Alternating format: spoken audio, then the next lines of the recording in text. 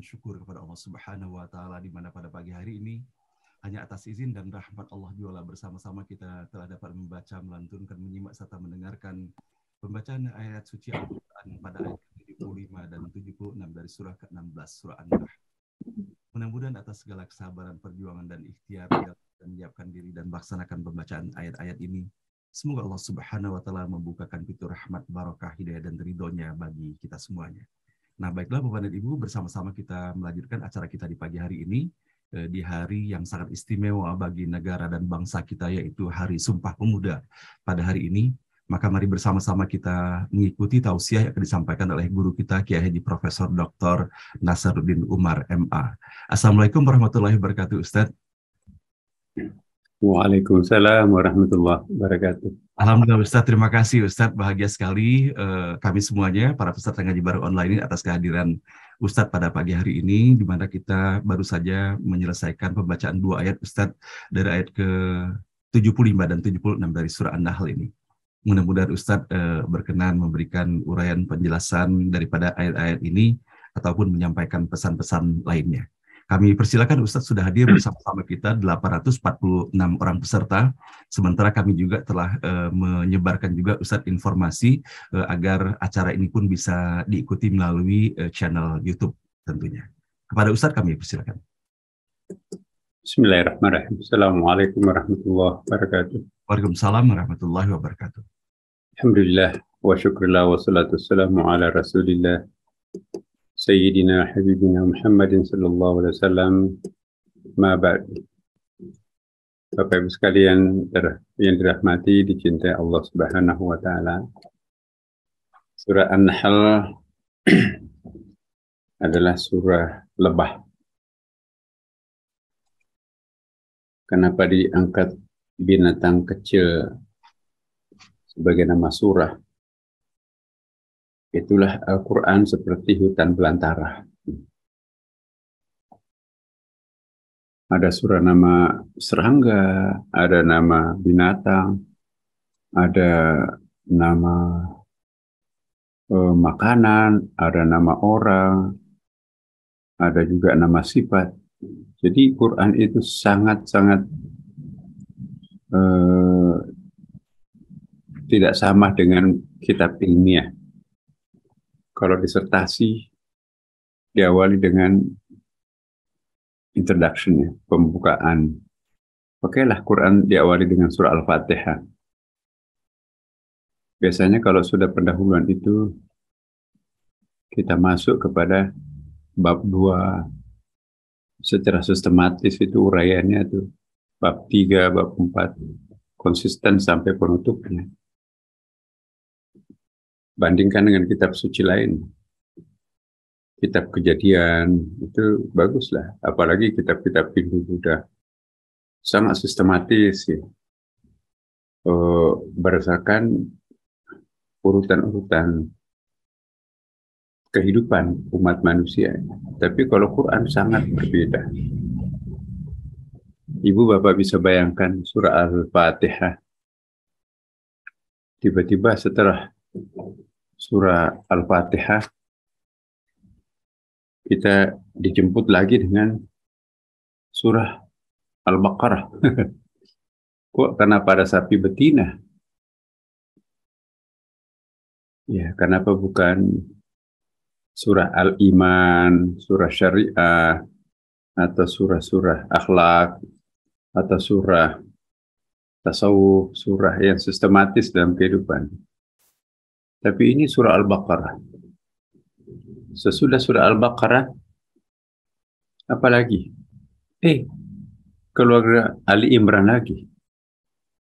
Ali Imran, keluarganya Imran. Kisah-kisah tentang keluarga Imran. Sesudah muncul lagi An-Nisa, surah perempuan. Kenapa bukan laki-laki dulu baru perempuan? Ini surah An-Nisa. Sudah itu surah Al-Maidah. Waduh, makanan, hidangan tuh. Dan seterusnya. Jadi nama-nama Quran itu, surah-surah Al-Quran itu Ada surah binatang seperti surah Al-Fil, ada nama itu Al-Fil itu gajah ya. Ada nama-nama serangga seperti surah An-Naml, semut, An-Nahl, gelebah ya. Ada nama gunung, ada nama matahari, ada nama bulan, ada nama bintang, ya, ada nama profesi wartawan, al-mulk, surah wartawan itu an-naba, ya, ada surah nama-nama nabi, ada nama-nama tokoh, Luqman, Maryam, dan seterusnya kan. Nah, apa maksudnya Tuhan mengacak-acak penjelasan Qur'annya itu? Tidak seperti buku ilmiah. Nah, ini juga perlu saya jelaskan kepada kita semuanya ya. Inilah Al-Quran seperti hutan belantara kan Bapak. Coba kalau Bapak masuk ke hutan belantara, hutan yang perawan tuh, sangat tidak teratur itu. Ada pohon beringin, di sampingnya ada alang-alang, ya, ada pohon keren, ada macam-macam, ada sungai, ada burung di atasnya, kemudian juga ada harimau juga tuh, ada lintah, ada banjir, ada hujan. Nah, jadi Bapak Ibu, Quran itu seperti hutan belantara. Kalau saya ingin tanya Bapak Ibu, kita lewat di Sudirman Tamrin tuh. Taman-taman di Sudirman itu luar biasa, mahal-mahal, cantik sekali. Kadang-kadang dihiasi dengan air mancur, kembang-kembang dirawat sedemikian rupa. Lebih cantik mana?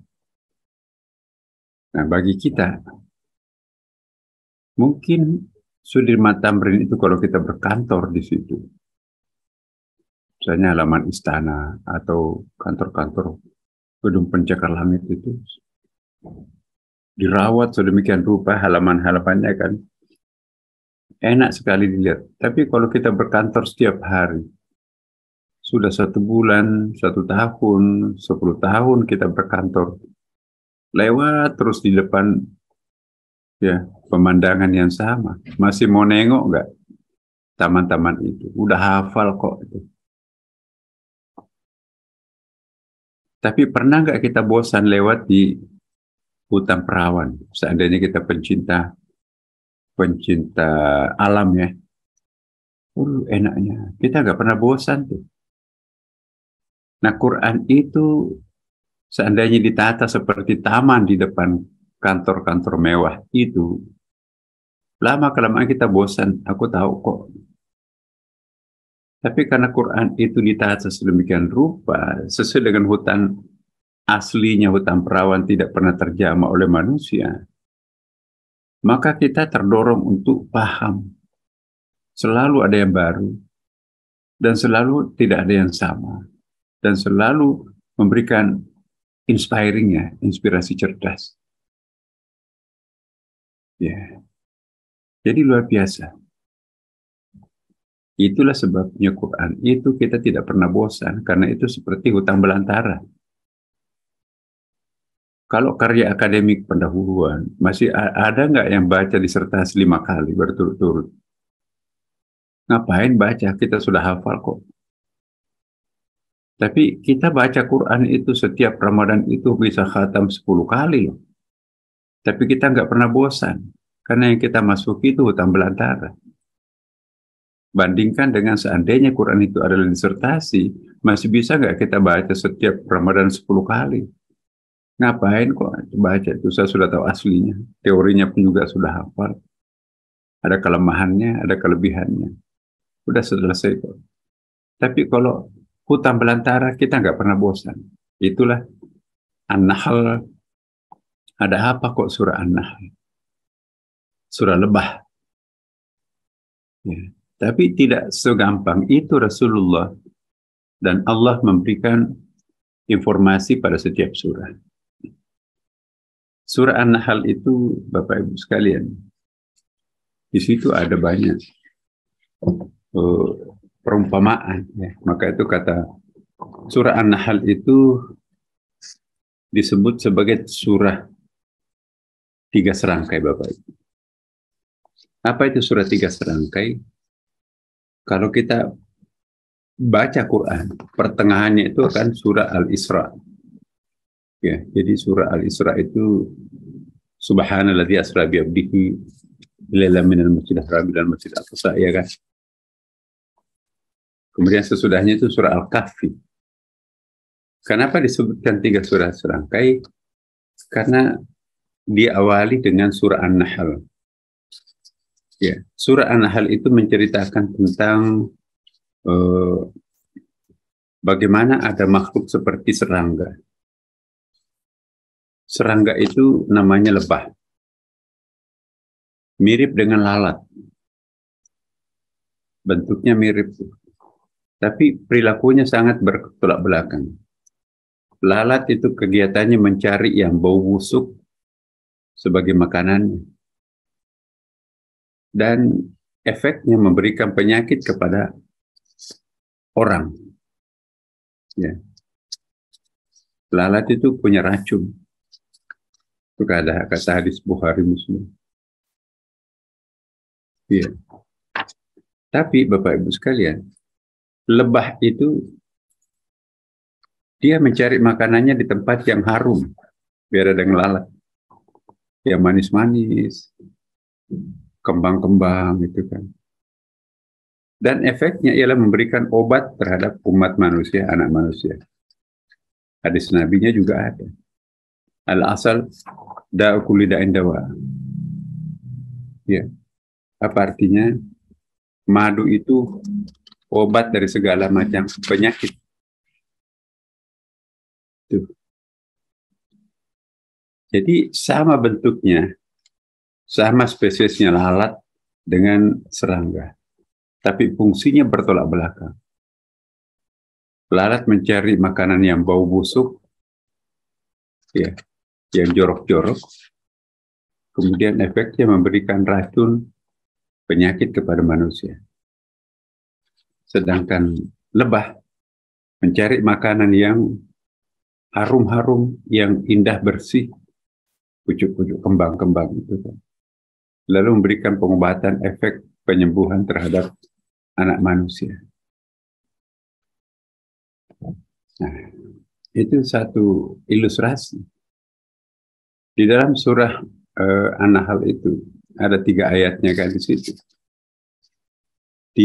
Sebelum membahas tentang surah An-Nahl itu diawali dengan ada apa itu penceritaan tentang anggur. Dan oleh para ahli biologi ya bahwa madu yang paling sehat itu ialah ternyata madu yang mengkonsumsi madu dari kembang-kembang anggur. Anggur itu adalah makanan lebah yang paling sehat. Dan kalau nanti itu membuat madu dari sarang lebah, dari bunga-bunga anggur itu, maka kualitas madunya itu kadar obatnya, kadar gizinya itu lebih bagus. Nah, kalau kita lihat ayat demi ayat surah An-Nahl itu menantang kita itu untuk mempelajari banyak hal, ya kan? Banyak sekali di situ ya di dalam ayat itu, di dalam surah An-Nahl itu. Faqulu mimma razaqakumullahu halalan thayyiba washkuru ni'matallahi in kuntum iyyahu ta'budun. Banyak sekali ilustrasi-ilustrasi tentang lebah, tentang kegunaan madu dan tentang kegunaan tumbuh-tumbuhan di situ ya. Jenis-jenis tumbuh-tumbuhan yang dipamerkan di dalam surah An-Nahl itu ternyata itu sangat penting artinya dalam dunia farmakologi ya. Herbal itu surah-surah pengobatan, surah herbal, surah farmakologi itu surah An-Nahl itu. Jadi surah kecerdasan intelektual. Nah, sementara surah Isra itu surah kecerdasan emosional. Subhanalladzi asra bi'abdihi lailan minal masjidil haram. Jadi ada lukisan seorang di tengah malam. Ya, lailan itu tengah malam.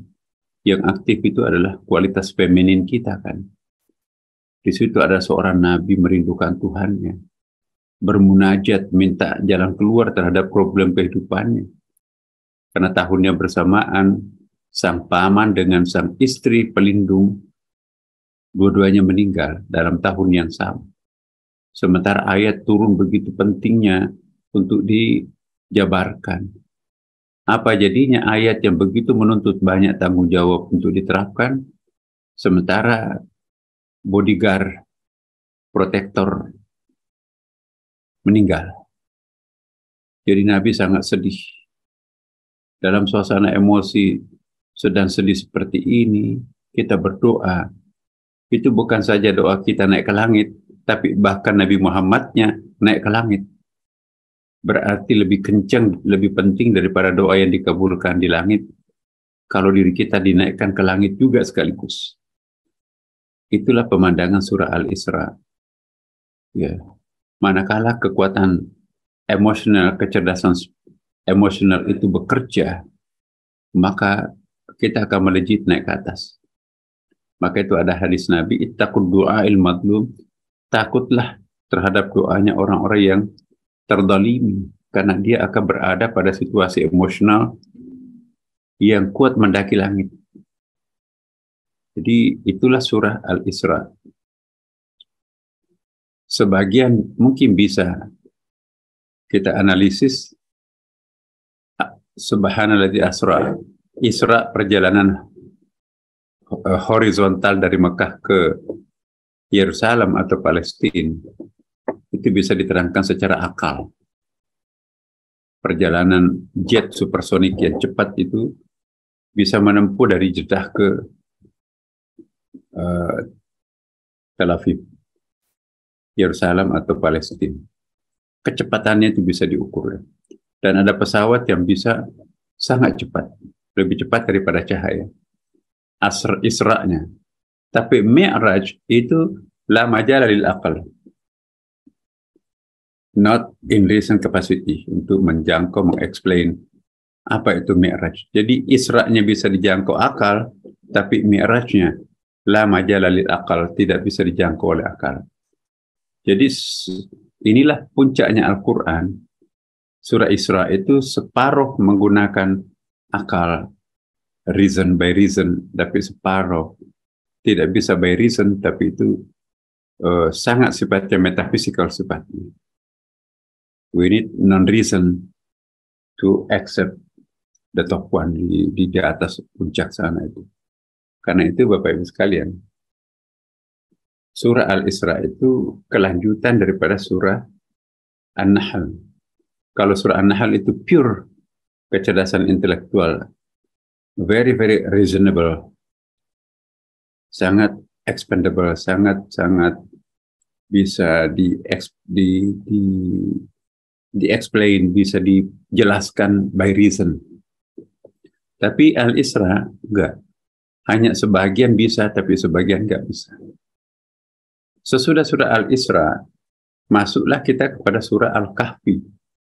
Itu full spirituality. Tidak bisa lagi kita menjangkau dengan akal pikiran apa-apa yang ditampilkan Allah dalam surah Al-Kahfi sesudah surah Al-Isra. Jadi anak tangganya ialah pemanasan kecerdasan intelektual dulu melalui surah An-Nahl, baru naik ke anak tangga kedua surah Al-Isra. Sebagian bisa dinalar, sebagian sudah tidak bisa dinalar. Anak tangga ketiga itu surah Al-Kahfi. We don't need the reason. Kita tidak perlukan akal di situ. Bagaimana bisa memberikan rasionalisasi terhadap Ashabul Kahfi Ada orang tidur 309 tahun loh Bapak Ibu. Keesokan harinya kok kenapa rambutnya terburai sampai keluar gua? Kenapa kuku tangannya dan kuku kakinya itu kemana-mana perginya? Kenapa bulu-bulu matanya, bulu keningnya itu gondrong? Kemarin tidak ada pohon raksasa di mulut gua, kok tiba-tiba ada pohon besar. Perasaannya tidurnya hanya semalam, ternyata 309 tahun. Itulah pemandangan surah Al-Kahfi. Gak masuk akal kan Bapak? Yang membongkar rahasianya itu adalah uang recehan benggol itu. Oh, ini kan pernah dicari orang nih. Ada laki-laki misteri ajaib menghilang. Enggak tahu entah kemana. Ternyata tidurnya di dalam gua. Kalau saya itu bukan tidur. Kalau tidur itu kan ada masanya kan. Itu fana. Fana itu ketika orang itu berada pada suasana kebatinan yang puncak. Kayak Nabi di Gua Hira. 6 tahun turun naik ke Gua Hira itu. Kalau tidur pasti kita bangun. Nah, surah Al-Kahfi juga menceritakan tentang pemandangan yang susah dijangkau oleh akal. Di situ ada Khidir melubangi perahu orang-orang miskin yang tidak berdaya. Kok bisa? Padahal itu diminta oleh Allah untuk menjadi gurunya Nabi Musa, sepercerdas Musa itu. Habis itu sang guru melubangi perahu-perahu nelayan miskin. Tiba-tiba dia mencekik lehernya seorang anak TK, mati seketika. Bagaimana itu bisa jadi guru? Habis itu juga membangun sebuah gubuk reok. Tapi setelah sempurna bangunan itu ditinggalkan begitu saja. Apakah ini mubazir? Gak masuk akal kan? Tapi itulah seorang guru spiritual Nabi Musa. Pakai akal nggak nyambung, tapi pakai batin malah justru itu yang paling benar, dan itu yang dibenarkan Allah. Tidak ada pelanggaran hukum terhadap pelubangan perahu.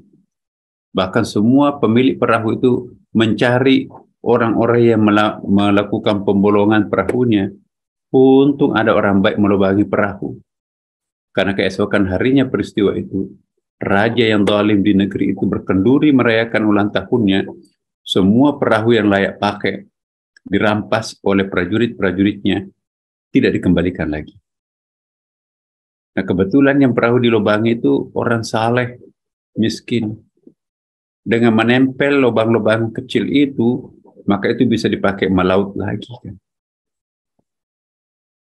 Kenapa anak itu dibunuh? Pasti Komnas Anak marah itu. Ya. Penjelasannya Nabi Khidir, ya, saya mendapatkan ilmu laduni. Kalau anak itu nanti menjadi besar, itu akan menjadi racun masyarakat, termasuk mengkafirkan kedua orang tuanya. Dan masyarakat luas, provokator. Sementara saya diberikan informasi oleh Allah, kedua orang tuanya itu masih akan dikaruniai anak-anak yang banyak. Dan anak-anak soleh dan solehat. Kita bantu anak itu tidak jadi masuk neraka, tidak jadi mengkafirkan kedua orang tuanya, dan tidak jadi mempengaruhi, mengkafirkan masyarakatnya. Kenapa gubuk reok itu kita pugar? Karena itu milik seorang bayi yang baru saja bapak ibunya meninggal. Tapi di bawah gubuk itu ada harta karun yang luar biasa nilainya. Kalau gubuk itu roboh, tersingkaplah harta karun yang luar biasa itu, anaknya masih bayi, tidak mungkin mendayagunakan harta karun itu. 30 tahun akan datang, gubuk itu roboh, baru tersingkap harta kekayaan itu, sudah mampu mendayakan harta karun almarhum ayahnya. Itulah surah Al-Kahfi. Jadi surah An-Nahl, surah Al-Isra, dan surah Al-Kahfi 3 serangkai. Surah An-Nahl kecerdasan intelektual, surah Isra kecerdasan emosional, Surah Al-Kahfi, surah kecerdasan spiritual. Itulah disebut surah 3 serangkai persis di pertengahan Al-Quran, Bapak Ibu. Nah, kita lihat di dalam ayat yang dibaca tadi oleh Pak Hasanuddin. Daraballahu matalan abdan mamlukan la yaqdiru ala syai'in wa marzaqnahu minna rizqan hasanan wa huwa yunfiqu minhu sirran wa jahran. Hal yasawafuna alhamdulillah bal aktsaruhum la ya'lamun. Jadi ini ada perumpamaan, ada namanya mathal ya. Mathalul Quran, di dalam ulumul Quran itu ada yang disebut dengan konsep al-mathalul Quran dan ada al-mathal fil Quran. Perumpamaan dalam Quran dan perumpamaan di dalam Al-Quran. Jadi ada mathalul Quran, ada al-amthal fil Quran. Itu ada pembahasan tersendiri dalam kitab ulumul Quran. Al-amthalul Quran dan al-mathal Quran. Ada al-amthalul fil Quran, al-amthalul Quran. Kalau al-amthalul Quran, ya, perumpamaan seperti ini. Tapi kalau al-amthal fil Quran, itu kisah-kisah yang penuh iktibar di dalam Al-Quran. Ya, tapi saya kira itu ribet ya. Saya hanya ingin jelaskan ayat ini ya. Yang saya tulis merah ini ya, itu satu pemandangan yang kontra sebetulnya. Daraballahu matalan abdan mamlukan la yaqdiru ala syai'in marzaqnahu. Ya. Bukan, sampai asy' di situ kan. Allah membuat perumpamaan dengan seorang hamba sahaya ya, seorang hamba sahaya yang dimiliki, yang tidak dapat bertindak terhadap sesuatu apapun. Jadi hamba dulu pada masa, sekarang nggak ada lagi hamba ya. Dulu itu hamba itu kayak kambing, bisa dibeli. Kalau kita beli hamba perempuan bisa digauli tanpa dikawini. Ya, itu kayak properti. Hamba manusia, hamba itu properti. Mau diapain, kayak mau dijual, mau dipakai, mau diapain. Makin banyak uangnya orang, makin banyak gundit-gunditnya. Gundit itu hamba sahaya perempuan yang dibeli. Jadi orang dulu yang banyak uangnya itu, yang hiperseks, kerjaannya beli perempuan. Ya. Dulu. Jadi ada kayak asrama. Ada tamu dari luar negeri, sahabatnya. Hey, apa kabar? Ya. Kalau kita kan, itu ada beberapa pohon kelapa itu. Mas, mau minum air kelapa nggak? Pilih. Ada air kelapa muda, nggak ada isinya, tapi airnya enak tuh diminum. Ada, itu pohon kelapa yang satunya itu sedang ada isinya sedikit, jadi kita bisa gabung isinya dengan airnya. Oh, itu untuk enak dimakan buahnya itu, Mas. Ya, airnya juga manis, tapi buah kelapanya juga bisa dimakan. Sudah mulai bisa dipakai sendok dikeluarin. Kalau dulu itu ada gundit saya, ya, budak. Saya punya koleksi, Mas. Terus saya pilih kamar mana maunya. Kelilinglah tamu itu. Oh, kamar 1 rambut pendek, kamar 2 rambut panjang, kamar 3 hidung mancung, kamar 5 putih, kamar 6 hitam. Wah, ini kamar 7 ini favorit. Oh, itu jangan, itu punya bos. Nah, oh ini ada ini. Oh, itu enggak, jangan, itu punyanya anaknya bos. Jadi beternak manusia lah, itu namanya abdan mamlukan, itu hamba yang dimiliki penuh. Ya, jadi completely under control oleh sang majikan gitu ya. Nah, itulah pemandangan dulu sebelum Nabi Muhammad lahir. Daraballahu matalan abdan mamlukan la yaqdiru ala syai'in. Allah membuat perumpamaan dengan seorang hamba sahaya yang dimiliki dan tidak dapat bertindak terhadap sesuatu apapun. Itu satu premis minornya kan. Premis yang lainnya ialah wa marrazzaqnahu minna rizqan hasanan wa huwa yunfiqu minhu sirran wa jahran. Nah, contoh kebalikannya, seorang yang kami beri rezeki yang baik dari kami, jadi merdeka ini. Lalu dia menafkahkan sebagian dari rezeki itu baik secara sembunyi-sembunyi maupun secara terang-terangan. Apakah itu sama? Tidak ada budak yang tidak bisa berkuasa terhadap harta, jangankan harta, dirinya pun juga dikuasai oleh majikan. Dan seorang manusia merdeka tidak dimiliki oleh siapapun, bahkan memiliki harta yang merdeka untuk membelanjakan. Apakah itu sembunyi-sembunyi, apakah itu terang-terangan, benar-benar manusia merdeka. Lalu Allah mengatakan, adakah mereka itu sama? Apakah dua contoh itu sama? Ya, segala puji hanya bagi Allah, tetapi kebanyakan mereka itu tidak mengetahui. Jadi Allah memberikan satu ilustrasi bahwa pemandangan dalam masyarakat itu selalu ada dualitas. Ada orang yang tercekam, ada orang yang diperbudak, ada orang yang terdalimi, ada orang pinggiran, marginal, tapi juga ada orang kelas atas, ada orang merdeka, ada orang benar-benar bisa mengendalikan apapun yang dia akan kendalikan. Apakah itu sama, kata Quran? Jadi ilustrasi bahwa masyarakat kita itu seperti ini. Ada contoh berkebalikan. Budak yang tidak mampu berkuasa apapun, bahkan dirinya dikuasai oleh sang majikan. Tapi juga ada manusia merdeka, bebas mengeluarkan keuangannya, apakah itu sembunyi atau terang-terangan. Benar-benar menjadi penguasa terhadap properti yang dimiliki. Apakah sama dua kelompok itu? Siapa yang menciptakan dua pemandangan ini? Inilah di dalam Al-Quran disebutkan segala puji hanya bagi Allah. Tetapi kebanyakan mereka itu tidak mengetahui. Tanya budak, mau nggak merdeka? Pasti mau. Tanya orang kebalikannya, mau nggak jadi budak? Pasti tidak mau. Jadi dalam hidup ini, ya, selalu ada keterbatasan.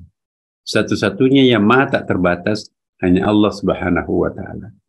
Allah Tuhan, kita hamba. Jangan dibalik. Seolah-olah kita hamba tapi ingin jadi Tuhan. Dan Allah itu Tuhan, seolah-olah kita akan jadikan pembantu. Ya Allah, hidangkanlah aku meja makan. Di meja makan. Berdoa tuh. Ya Allah, lengkapi seluruh kebutuhanku. Emangnya kita bos, suruh ajudan lengkapi semuanya. Hati-hati. Ya budak itu budak, Tuhan itu Tuhan. Hamba itu hamba, Tuhan itu Tuhan. Jangan sampai kita sebagai hamba, tapi mau berperilaku sebagai Tuhan. Apa aja mau diminta. Yang kecil-kecil, ya Allah, hilangkanlah kemacetan di jalan, saya akan lewat. Emang Tuhan itu lalu lintas. Ya Allah, aku akan keluar kota. Jangan ada gangguan di situ ya. Aku mohon kepadamu. Ya Allah, aku malas. Mbak nggak bisa masak. Berikanlah aku masakan yang enak. Gak bisa. Kita hamba Tuhan tuh Tuhan. Jangan sampai kita kebablasan. Berdoa boleh, tetapi kalau berdoa menyuruh-nyuruh Tuhan, seolah-olah kita itu memerintah Tuhan, maka itu salah posisi kita. Kita hamba dan Allah itu Tuhan. Nah, contoh yang kedua Bapak Ibu yang ditampilkan hari ini, Pak Hasanuddin. Wa daraballahu mathalan rajulaini ahaduhuma abkamu la yaqdiru ala syai'in wa huwa kallun ala maulahu aina ma yuwajjihu la ya'ti bi khairin hal yastawi huwa man ya'mur bil adli wa huwa ala siratil mustaqim. Apa maksudnya ini Bapak Ibu? Kalau kita enggak memahami konteks kebahasa Arabannya, susah kita mengambil kesimpulan. Apa sih yang dimaui ayat ini? Dan Allah membuat pula perumpamaan, contoh kan, 2 orang laki-laki yang seorang bisu, membisu ya, tidak dapat berbuat sesuatu apapun. Sudah bisu tidak bisa berbuat apa-apa pun. Ya. Dan dia sepertinya terbebas daripada penanggungnya. Dia nggak bisa macam-macam. Tidak bisa dimintai apapun. Kemana saja dia disuruh oleh penanggungnya itu. Dia tidak bisa disuruh-suruh. Dia tidak dapat mendatangkan suatu kebajikan pun. Karena kan dia bisu. Dia tidak bisa mendatangkan apapun. Dia tidak dapat mendatangkan suatu kebijakan pun. Sama ke orang itu dengan orang-orang yang menyuruh berbuat keadilan. Dan dia berada pula di atas jalan yang lurus. Jadi maksudnya gini. Ada 2 entitas di sini. Ada entitas benda yang sangat pasif, tidak bisa bicara, tidak bisa bergerak, tidak bisa mendatangkan apapun. Siapa itu? Al-asnam, berhala, patung. Jadi patung itu sifatnya bisu. Patung itu tidak bisa bergerak. Patung itu terbebas daripada sebuah tanggung jawab. Dan patung, meskipun itu didewakan, dipertuhankan, tapi faktanya tidak bisa membuat apapun. Lalu Allah mengatakan, samakah dengan kalian itu? Ya, yang menyuruh berbuat keadilan, berada pula di atas jalan yang lurus. Anda itu manusia merdeka. Anda bukan patung. Logikanya, kalau Anda diberikan kemerdekaan, diberi kemampuan untuk berkreasi, tapi tidak memanfaatkan potensinya untuk itu, maka Anda kembali menjadi patung. Apa bedanya Anda dengan patung itu kan? Manusia tidak boleh menjadi patung. Patung itu mirip manusia, tapi dia bisu, tidak bisa bergerak. Nah, ada orang seperti patung, nggak ada tanggung jawabnya sama sekali, tidak bisa menyuarakan keadilan, ya. Dan tidak bisa berjalan di atas yang lurus, tidak punya komitmen. Apa bedanya dia dengan seorang patung? Patung itu berdiri tegak, tapi tidak bisa memberikan efek apapun. Manusia yang sejati, khairun nasi anfa'uhum linnas. Manusia yang paripurna ialah yang mampu memberikan manfaat sebanyak-banyaknya kepada manusia. Tapi manusia tidak bisa memberikan manfaat kepada siapapun, dia seperti patung, seperti bisu. Nah sekarang, lihat diri kita, apakah kita patung atau menjadi manusia merdeka? Inilah ilustrasi bagi kita semuanya. Jadi ayat pertamanya itu enak tuh. Ya. Apakah kita budak? Tidak bisa berkuasa, tidak bisa memberikan efek terhadap orang lain? Ataukah kita termasuk orang yang kreatif? Ya, manusia merdeka, punya kemampuan, punya power. Mana yang kita pilih? Apakah kita akan menjadi patung atau menjadi budak? Atau menjadi manusia merdeka yang beri manfaat kepada siapapun? Itu maksud ayat ini, Pak Sarudin. Terima kasih. Assalamualaikum warahmatullahi wabarakatuh. Waalaikumsalam warahmatullahi wabarakatuh. Masya Allah. Terima kasih Ustadz. Walaupun sangat singkat, sangat pendek waktu Ustadz menjelaskan ayat-ayat ini, namun kami merasakan bahwa betapa tidak terbayangkan dan sangat dalam pesan-pesan ternyata yang terkandung di dalam 2 ayat ini. Nah baiklah Ustadz, untuk lebih meningkatkan lagi pemahaman dari apa yang disampaikan pada pagi hari ini, mohon izin Ustadz menyampaikan beberapa pertanyaan yang sudah disampaikan dalam kolom. Nah pertama Ustadz, kami ingin menyampaikan pertanyaan yang disampaikan oleh Bapak Kunto. Boleh jadi tidak secara langsung kami dapati dari pertanyaan beliau ini dengan ayat yang dibaca pada pagi hari ini, namun esensinya adalah beliau memohon penjelasan sampai sejauh mana dan bagaimana pertautan dari 3 ayat yang beliau dapati di dalam Al-Quran. Yang pertama beliau mengambil pada ayat ketiga pada surah ke-16. Khalaqas samawati wal arda bil haqqi ta'ala amma yusyrikun. Dia menciptakan langit dan bumi dengan kebenaran. Maha tinggi Allah dari apa yang mereka persekutukan.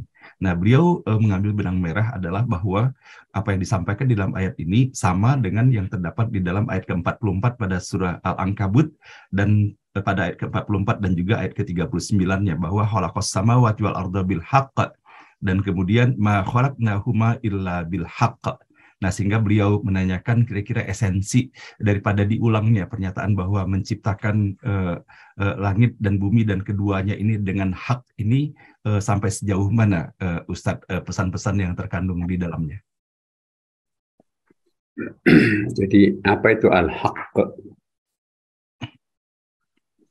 Al-haq itu lawan daripada atau antitesa daripada al-khalaq. Allah menciptakan segala sesuatu itu dengan al-haq. Al-haq itu eksak. Al-haq itu adalah semuanya serba miserable. Miserable itu apa itu? Semuanya serba terukur. Bimiqdar. Sangat miserable, sangat terukur. Ya. Tidak akan jatuh sehelai lembaran daun, melainkan sudah terukur semuanya itu di dalam Lauhul Mahfuz. Ya. Kenapa kok serangga makan hanya separuh daun itu? Pindah lagi ke daun yang lain, 1/4 dimakan lagi. Ini kok mubazir, merusak pemandangan. Tapi itu semuanya ada miqdarnya, ada ukuran-ukurannya. Serangga itu tahu alat bernapasnya tumbuhan itu adalah daun. Kalau kita habiskan semua daunnya itu, maka tidak bisa bernapas tanaman itu, pohon itu.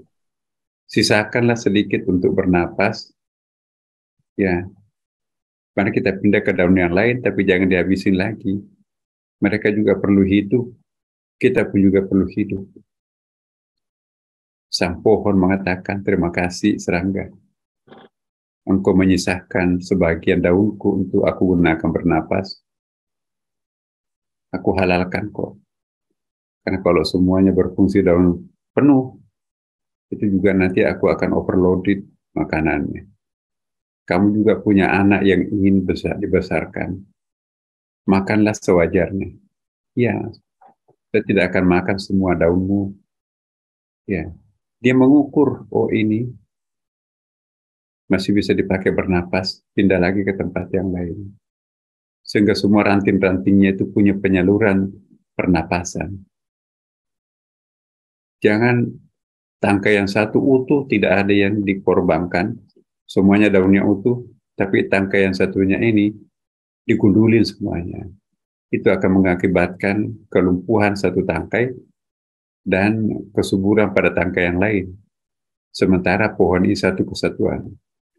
Jadi itu ada miqdarnya semuanya. Allah menciptakan perputaran langit dan bumi. Bimiqdar. Ya, itu bil haq namanya.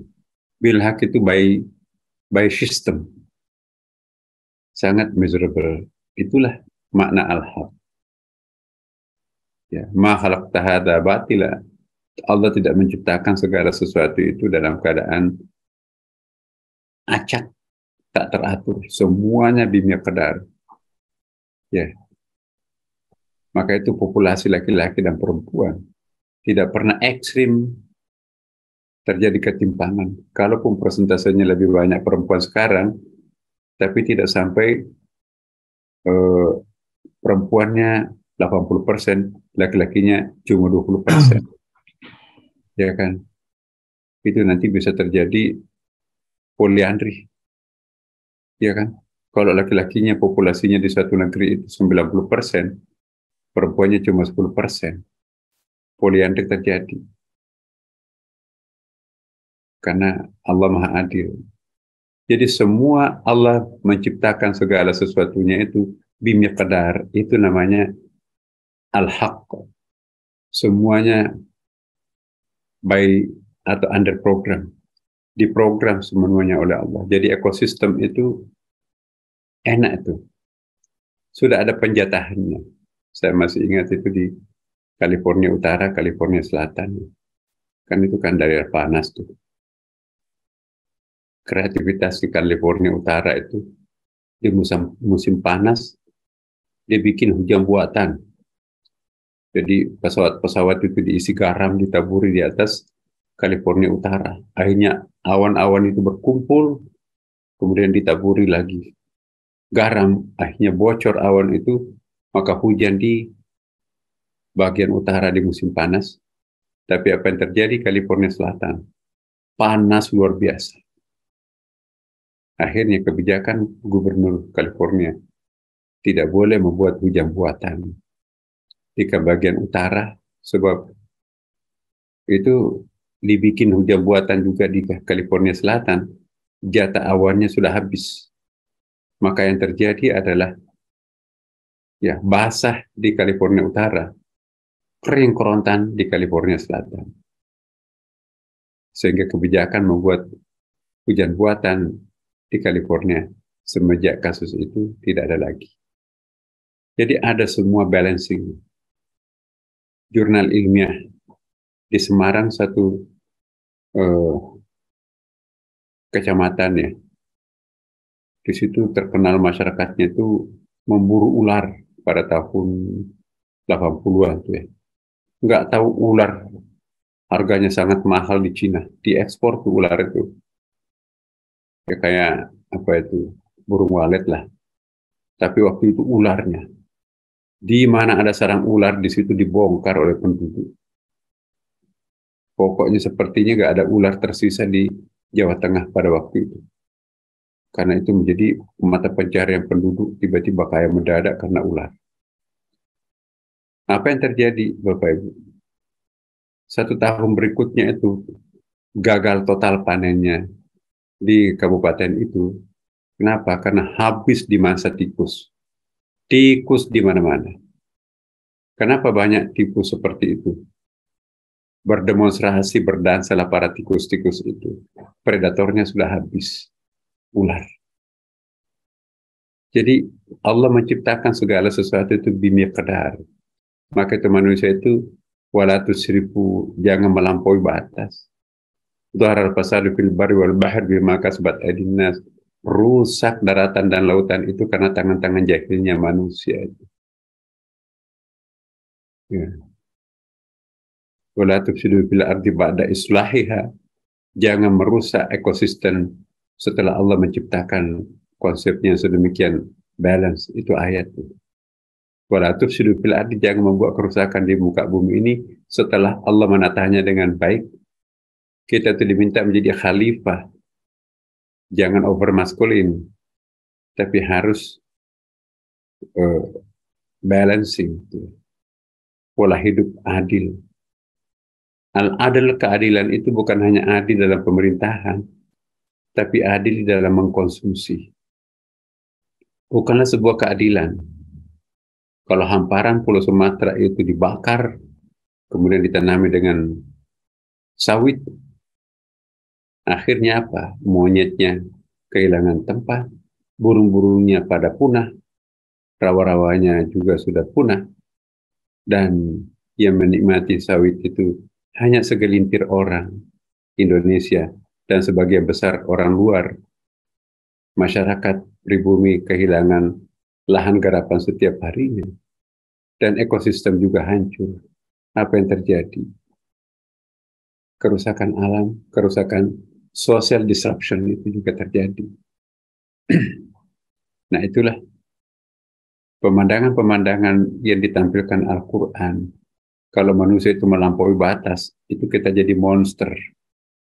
Maka itu juga kita diperingatkan oleh Allah, kampus itu jangan melahirkan monster. Kampus tanpa bismi rabbik, hanya ikra melulu, itu akan lahir monster-monster. Apakah kampus perguruan tinggi itu sudah melahirkan ikra bismi rabbik? Nah, warningnya Quran, ikra bismi rabbik. Bacalah dengan mengingat nama Allah, menyebut nama Allah. Kalau kampus hanya Iqra tanpa Bismi Rabbik, alumninya jadi monster, jadi koruptor, jadi penindas, jadi pemabuk, jadi perusak. Hati-hati. Kampus tidak boleh melahirkan monster. Supaya tidak terjadi monster, Iqra padankan dengan Bismi Rabbik. Kapan Iqra tidak berbanding lurus dengan Bismi Rabbik, maka yang lahir adalah monster. Saya kira gitu, Pak. Terima kasih.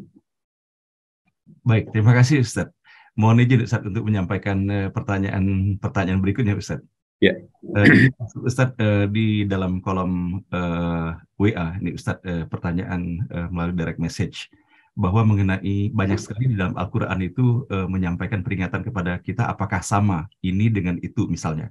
Nah maka disebutkan dalam surah ke-32 dalam ayat ke-18, afaman kana mu'minan kaman kana fasiqa la yastawun, dan kemudian di dalam surah Al-Mulk, afamay yamshi mukibban ala wajhihi ahda ammay yamshi sawiyan ala siratim mustaqim.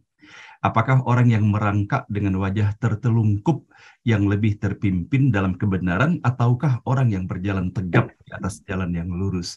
Mohon Ustadz dapat memberikan penjelasan ini selain daripada banyak sekali, apakah sama orang yang buta dengan orang yang melihat, apakah sama dengan air yang asin dan air tawar, apakah sama penghuni surga dan penghuni neraka, kira-kira bagaimana korelasinya termasuk di dalam pesan untuk kita mentadaburi Al-Quran ini Ustadz? Ya, di dalam Al-Quran ada yang disebut dengan apa yang biasa kita istilahkan dalam ulumul Quran itu dengan istifhamul Quran. Ada satu bab khusus dalam kitab-kitab studi Quran itu yang disebut dengan istifhamul Quran. Kalimat bertanya dalam Quran. Quran bertanya itu bukan Allah tidak tahu, tapi pertanyaan dalam Quran itu ada manfaatnya, ada artinya. A lot of meaning of the question in the Quran itu. Misalnya fungsi at-ta'kid, stressing point. Ya, ara'aital ladzi yukadzibu bid-din, tahukah siapa yang mendustakan agama? Bukan Allah tidak tahu lalu bertanya kepada manusia, tapi itu yufidut ta'kid. Ya, kita diminta untuk concern di situ. Kita diminta untuk awareness di situ ya.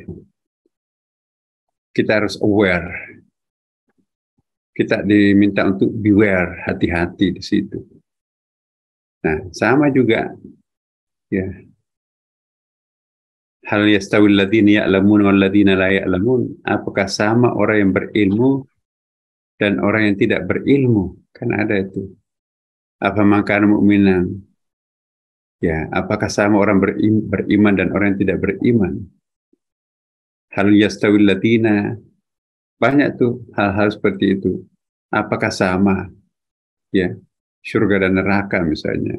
Itu artinya Quran itu diminta kita itu untuk punya kesadaran intelektual ya kan. Sadarlah kalian. Apakah sama orang yang beriman dan orang kafir? Ya, apakah sama orang yang bekerja tanpa perhitungan sembrono dan orang yang bekerja secara profesional? Ada kan? Jadi kita diminta oleh Allah untuk bekerja secara profesional. Nah, hari ini hari Sumpah Pemuda kan. Nah, jadi kita diminta apa yang harus kita lakukan? Ya, kita diminta untuk menjadi manusia paripurna. Manusia paripurna itu adalah manusia yang tidak tergantung. Jangan seperti patung, seperti tadi ayat yang kita baca. Jangan seperti budak, seperti juga ayat sebelumnya kan. Banyak orang hidup itu mematung, tidak memberikan efek yang sifatnya kritikal terhadap siapapun. Ada orang seperti budak, pasif melulu. Nah, padahal Quran mengingatkan, inna khaira man ista'jarta al-qawiyul amin. Ini ayat manajemen ini Pak Hasanuddin. Ini ayat Sumpah Pemuda. Inna khaira man ista'jarta al-qawiyul amin. Yang paling bagus untuk dipromosi itu ialah al-qawi, yang tough, yang kokoh, yang kuat, yang istiqamah, yang hebat itu. Tapi jangan salah, harus juga al-amin. Al-amin itu terpercaya. Kalau al-qawi tanpa al-amin, bahaya tuh. Tapi kalau al-amin melulu tapi tidak punya al-qawi, itu kayak umat Islam tuh. Al-amin melulu tapi tidak punya qawi. Akhirnya saudara-saudara kita yang Chinese itu dapat ya karena al-qawi. Soal al-amin itu urusan lain. Nah itu nggak benar juga. Jadi jangan timpang. Qawi dan al-amin itu harus paralel. Hebat tapi tidak amanah, bahaya. Amanah melulu tapi tidak punya kekuatan, apa artinya? Wayang, patung. Patung itu kokoh, batu, besi. Tapi nggak bisa bergerak apa-apa. Inna khair man ista'jarta al-qawiyul amin. Yang paling bagus untuk kita promosikan, kita orbitkan ialah jangan melihat umurnya senior atau enggak. Jangan lihat followernya banyak atau tidak. Jangan lihat darah biru atau tidak. Jangan lihat orang itu populer atau tidak. Tapi kasih mereka al-qawi. Al-qawi itu punya kemampuan manajerial yang seimbang dengan kemampuan leadership. Ya. Jangan hanya karena dia tokoh. Jangan hanya karena dia darah biru. Jangan hanya karena dia tampan atau cantik. Jangan hanya karena dia followernya banyak. Jangan hanya karena dia adalah besar tinggi. Jangan hanya karena dia itu mantan apa gitu ya. Tapi dikasih detail-detail pekerjaan, dia nggak bisa kerjakan. Ya, itu adalah al-qawi. Al-qawi itu figur leader. Al-amin itu figur manager. Tapi juga jangan manajer melulu tapi tidak ada wibawahnya juga dalam masyarakat. Nggak ada yang dengarkan suaranya itu. Masyarakat paternalistik seperti di Indonesia masih memerlukan kombinasi leaders and managers. Dan itulah Nabi Muhammad SAW.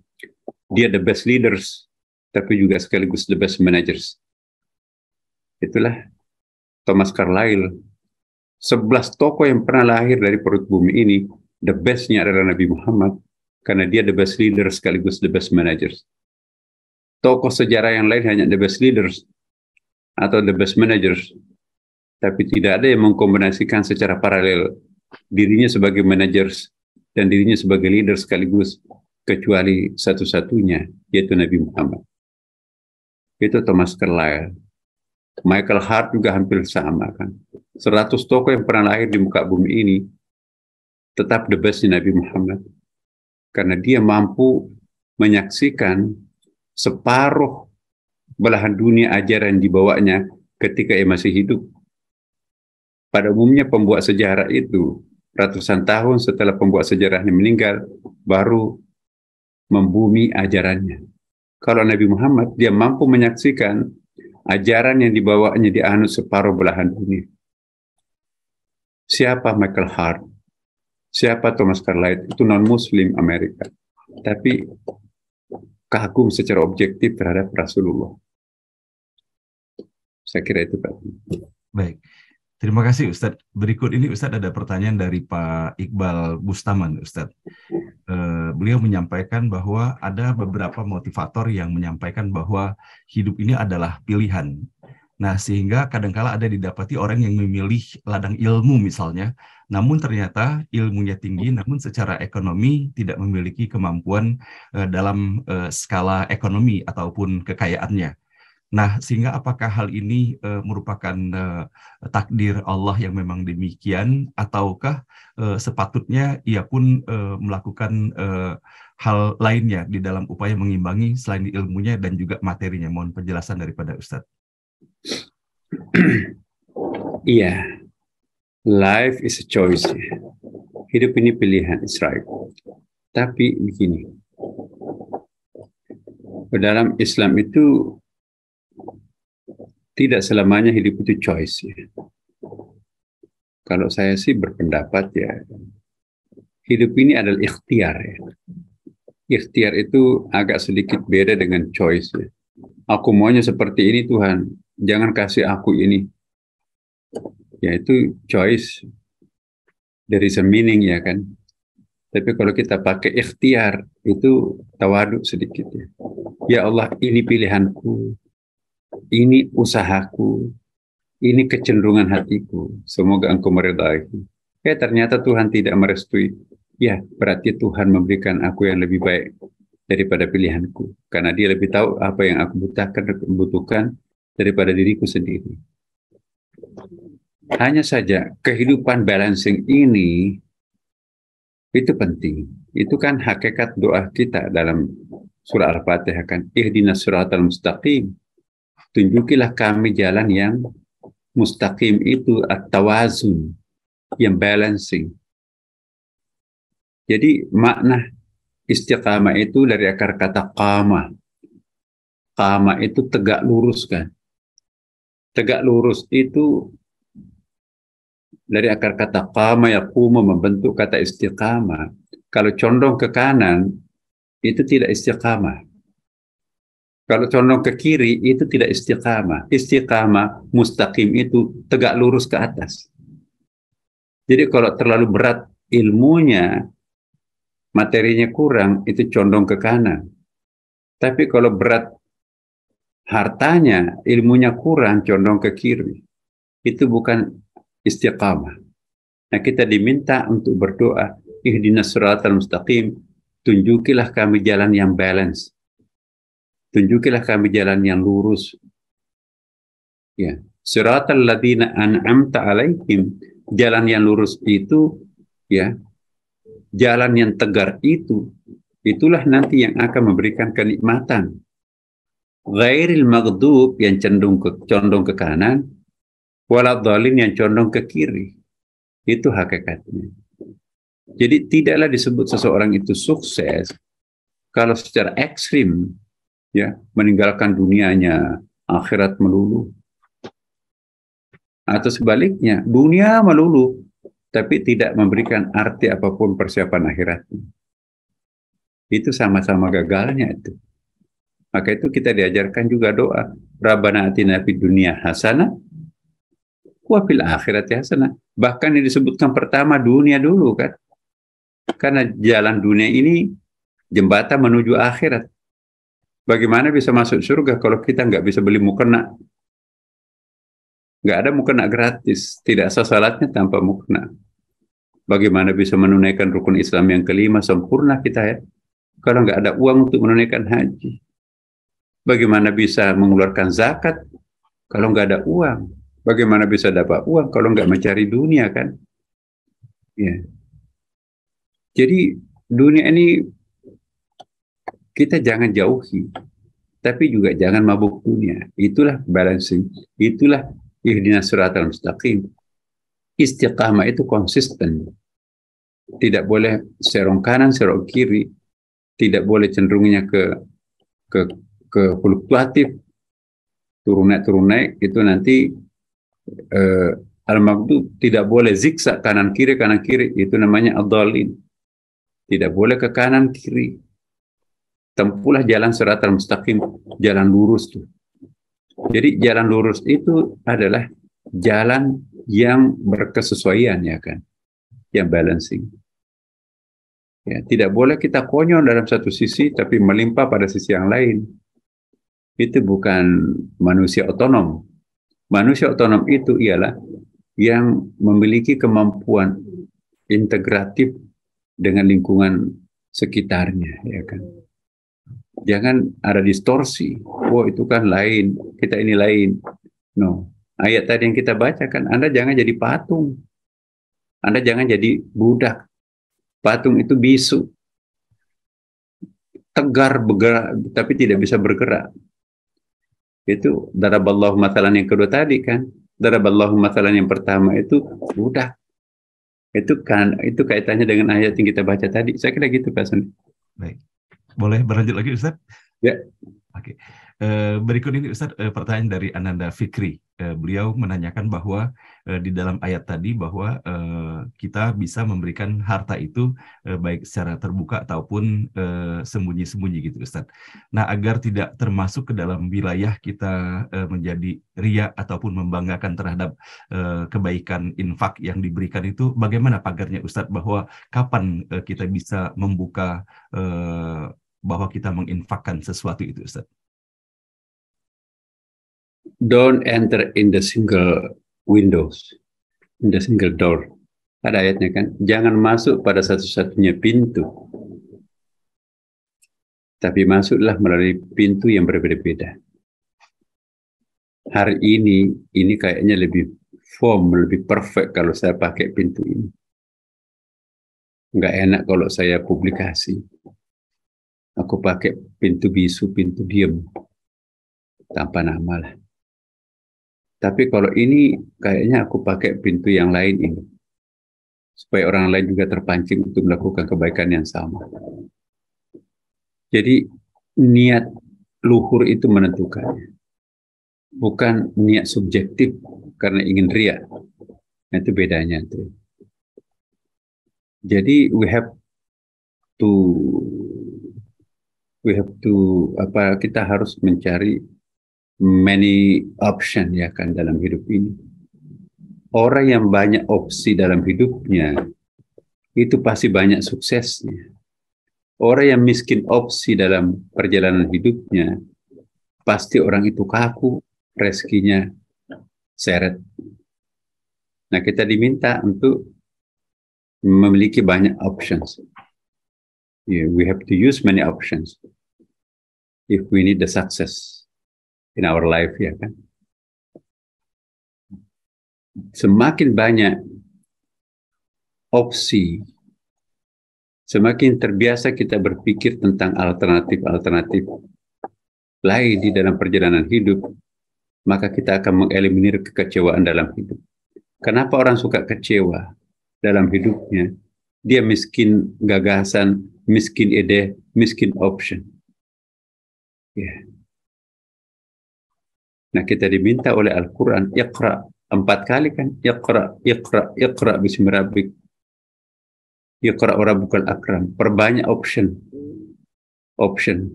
We have to collect many optional. Orang yang memiliki optional dalam hidupnya, itu pasti akan berhasil. Nah, kita lihat orang yang hebat itu, ialah orang yang memiliki banyak choice dalam perjalanan hidupnya. Nah, tapi kalau orang itu miskin, very poor options, bersiap-siaplah menjadi orang miskin, bersiap-siaplah menjadi orang frustrasi, bersiap-siaplah untuk stres, bersiap-siaplah untuk segera stroke, bersiap-siaplah untuk pendek umur. Tapi kalau orang many options, nah, bagaimana caranya memperbanyak option? Harus dengan belajar, ya kan?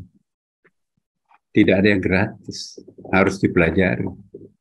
Maka itu Nabi mengatakan, "Utlubul ilmu minal mahdi ilal lahdi." Tuntut ilmu itu dari ayunan sampai liang lahat. Kayak Bapak Ibu kita di sini tidak pernah berhenti belajar. Ya. Di atas langit masih banyak langit. Yang nggak boleh puas apa yang ada.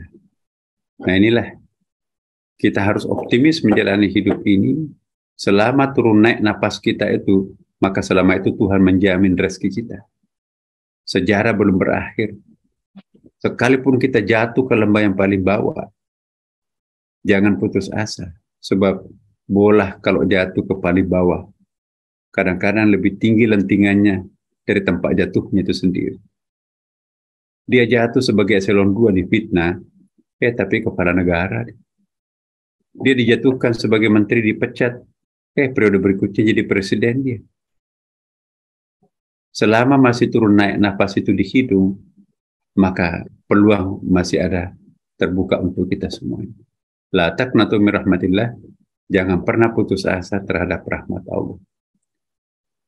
Kalau kita dengan Tuhan, apa kata Tuhan? Idh yaqulu li sahibihi la tahzan innallaha ma'ana. Jangan khawatir. aku bersama engkau. Kalau kita bersama Tuhan, takut enggak? No.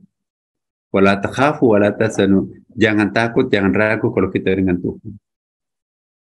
Wallahu ala kulli syai'in qadir. Allah Maha kuasa dengan segala sesuatu. Ya, kata kuncinya, mari kita selalu bersama Tuhan. Titik. Makasih.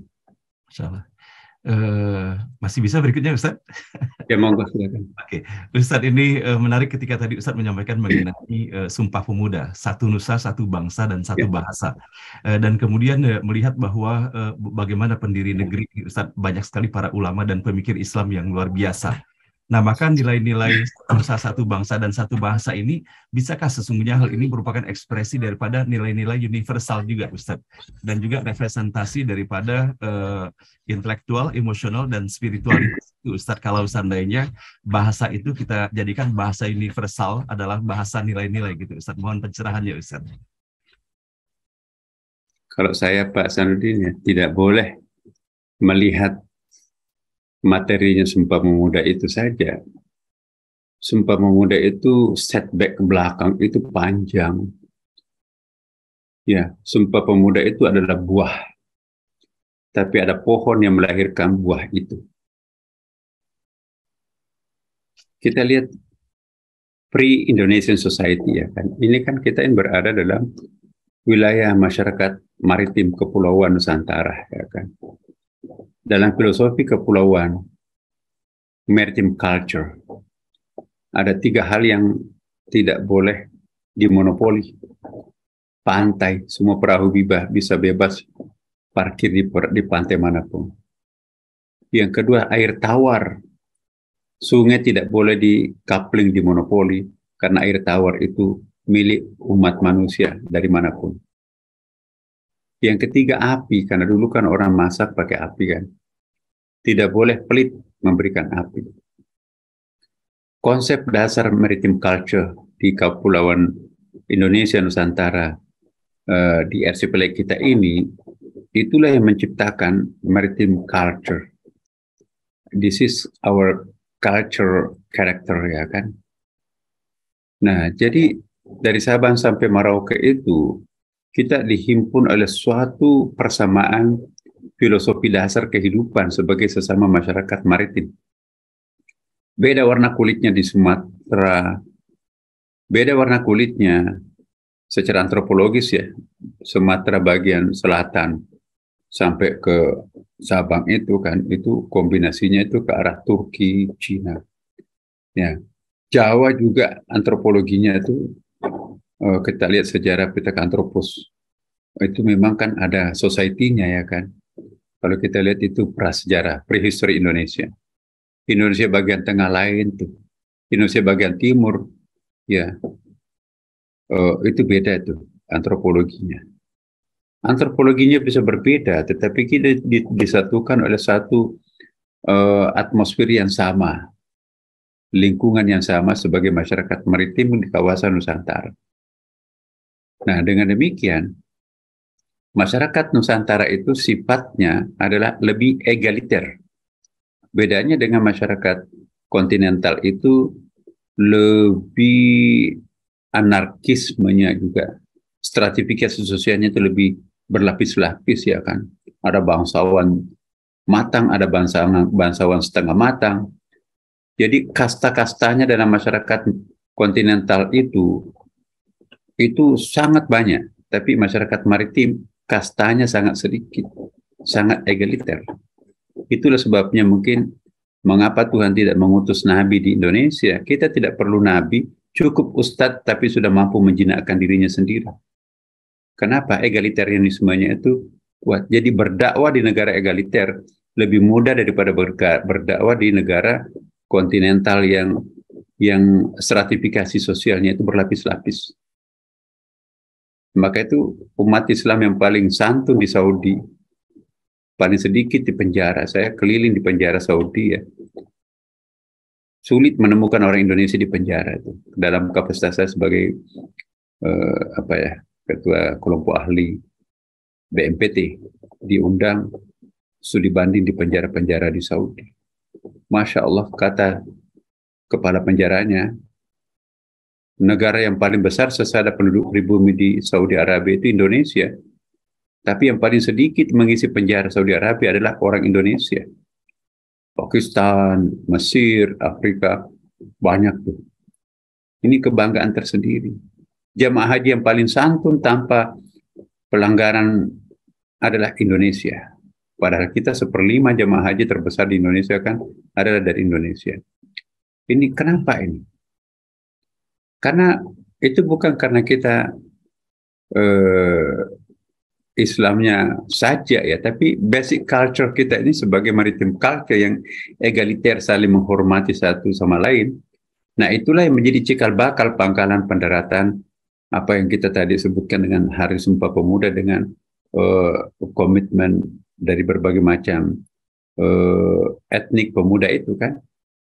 Ada Jong Java, Jong Ambon, Jong Sulawesi, Kalimantan. Kok bisa menyepakati hal-hal yang sangat prinsip itu? Ketika Piagam Jakarta, ketuhanan dengan berkewajiban menjalankan syariat Islam bagi pemeluknya, hanya ada instruksi dari seorang Ambon yang keberatan. Kok begitu gampang membubarkan hasil persepakatan berbagai macam provinsi pada waktu itu kan? Tapi itu kearifan para founding father atau founding parents kita ya. Karena founding father itu lebih bias gender itu. Founding parents kita ini luar biasa. Ya, ada perempuan juga kan tokoh bangsa kita. Jadi not only founding fathers, hebat itu. Founding parents kita itu bisa menciptakan suatu konsep, udahlah Pancasila aja, ketuhanan yang Maha Esa. Nah, bagi saya itu hikmah tuh. Seandainya ketuhanan dengan berkewajiban menjalankan syariat Islam bagi pemeluknya, mungkin tidak sebersatu kita sekarang ini. Karena syariat mana yang kita harus terapkan? Apakah syariatnya Wahabi? Apakah Muhammadiyah? Apakah NU? Apakah liberal? Apakah radikal? Itu semua punya kepentingan subjektifnya masing-masing. Tapi kalau ketuhanan yang Maha Esa, lentur semuanya, internal, eksternal agama. Jadi itulah hemat saya. Itu ilham yang mengilhami para founding parents kita itu menyepakati ketuhanan yang Maha Esa. Dan ini akan dicontoh oleh negara-negara Islam Pancasila itu kan sekarang. Negara Muslim terbesar yang paling aman adalah Indonesia. Kenapa? Karena Pancasila itu. Pancasila itu kan beda dengan Piagam Jakarta itu. Jadi Nabi kok kita contoh. Coret Muhammad bin Abdullah menjadi Muhammad Rasulullah menjadi Muhammad bin Abdullah. Jadi Nabi tuh udahlah kalau permintaannya mereka itu Muhammad bin Abdullah tidak setuju dengan Muhammad Rasulullah, udahlah. Rasulullah dicoret menjadi Muhammad bin Abdullah, bukan lagi Muhammad Rasulullah. Nabi sendiri yang mencoret. Jadi ada contoh. Ketuhanan dengan menjalankan syariat Islam bagi pemeluknya diganti menjadi ketuhanan yang Maha Esa. Nabi juga pernah kok melakukan yang mirip. Ya. Muhammad Rasulullah diganti menjadi Muhammad bin Abdullah. Bismillahirrahmanirrahim diganti menjadi Bismillahirrahmanirrahim. Nabi yang punya inisiatif seperti itu. Siapa yang mau dipercaya selain Nabi kan?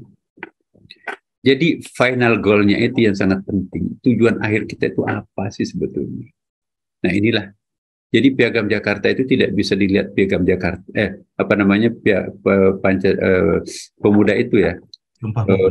Sumpah Pemuda itu jangan lihat Sumpah Pemudanya, tapi lihat siapa orang itu, culture mana mereka itu, membuat mereka itu bisa seperti itu. Itu maritim culture.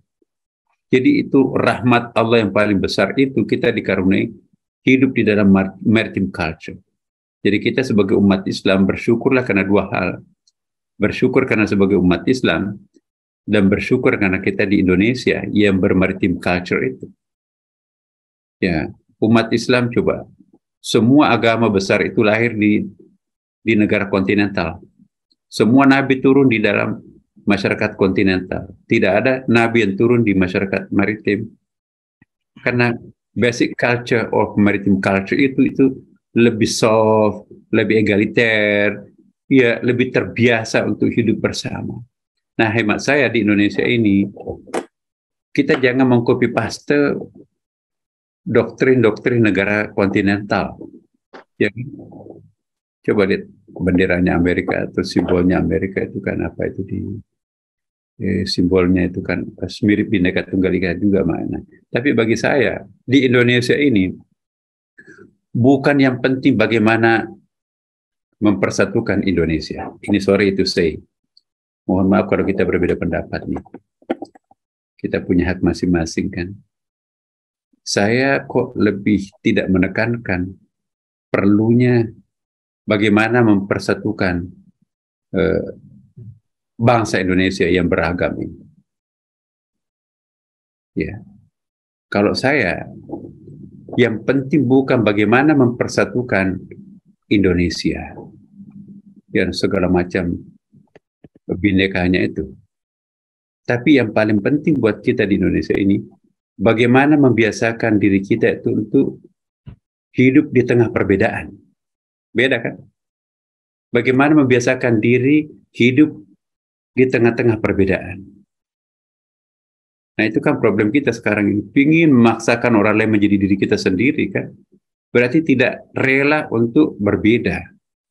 Nah itu yang perlu dirombak. Bagaimana membiasakan diri kita itu bisa hidup di tengah perbedaan. Bagaimana bisa berdampingan dengan orang yang berbeda pendapat dengan kita.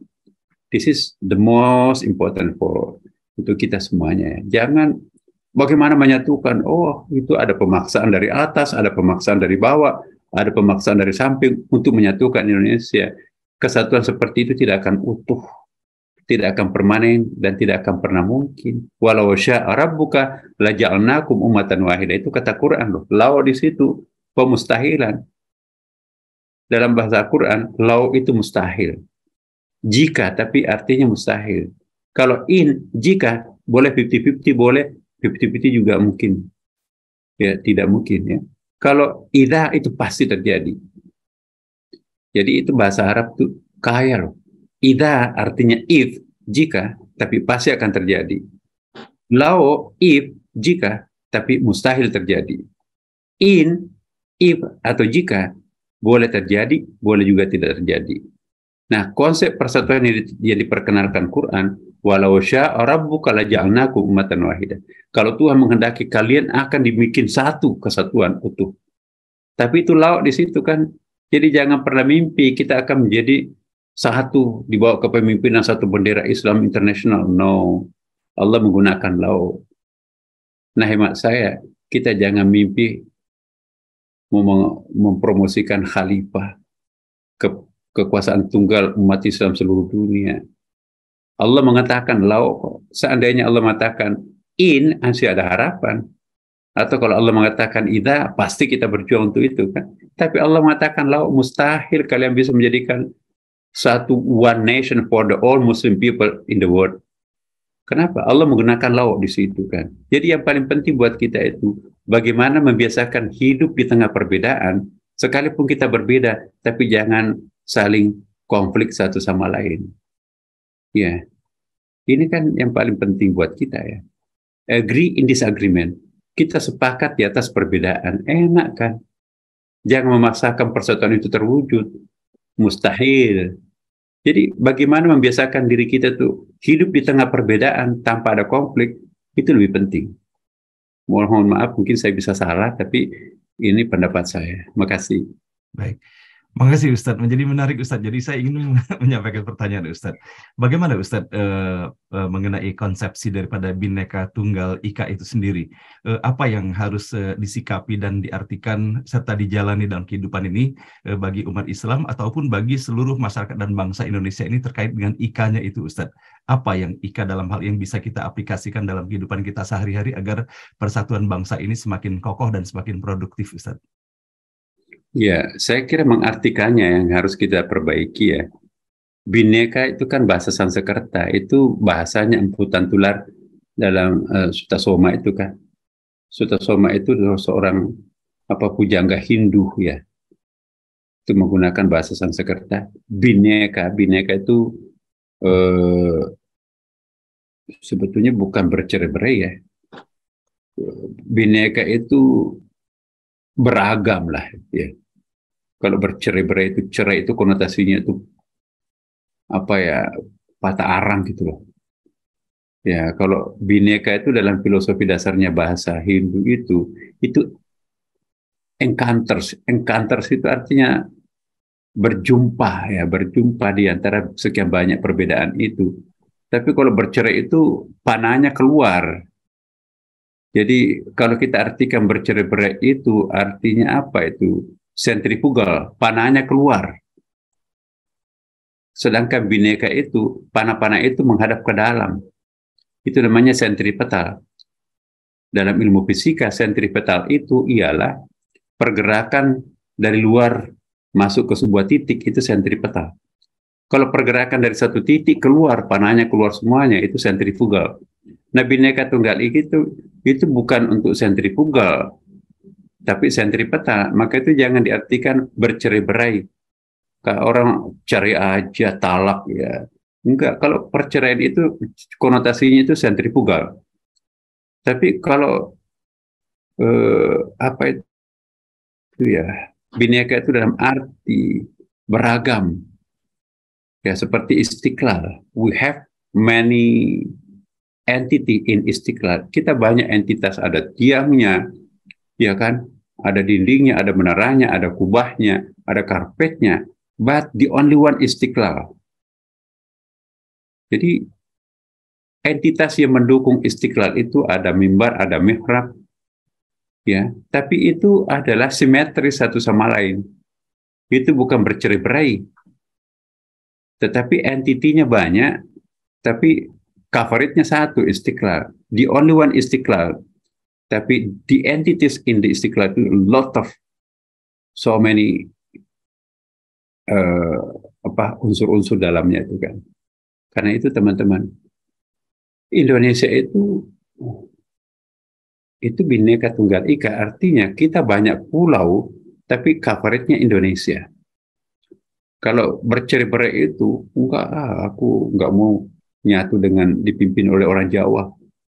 Kita cerai aja, kita, kok ya itu enggak. Dan hemat saya, melting pot itu pun juga masih bahasa sosiologi ya, masih menyisahkan satu persoalan. Saya enggak sependapat juga dengan Gus Dur ya, walaupun itu orang tua kita ya. Saya lama di dekat beliau. Tapi sering kita juga berbeda. Kalau melting pot itu lembaga peleburan, jadi kita ada unsur pemaksaan di situ ya. Maka itu harus, ya itu meniru filsafatnya Hegel. Hegel itu kan ada work and the guys-nya itu, ada semacam kekuatan dalam yang harus menggilas semua unsur-unsur yang asing. Tidak boleh ada asing dalam satu nation itu ya. Semua yang asing itu harus menjadi menjadi internal kita. Jadi jangan pernah diasumsikan Islam itu imigran gelap datang dari Arab.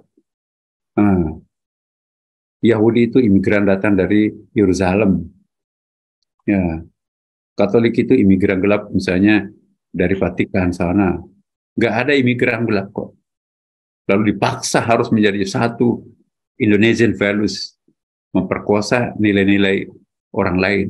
Nah, itu bukan karakternya Indonesia, bukan memperkosa asing, tapi menganggap yang asing itu inherent dengan original values kita di Indonesia. Dan itu yang kita harapkan sekarang ini kan.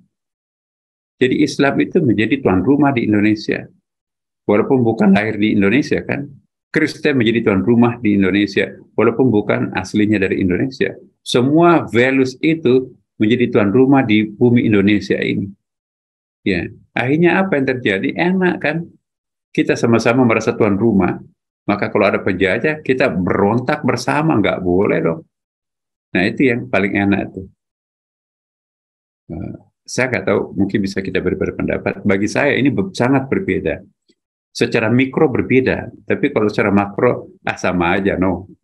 Orang terbiasa berpikir kritis, enggak, jangan terlalu gampang menyamakan sesuatu yang berbeda. Itu tidak menyelesaikan persoalan secara utuh.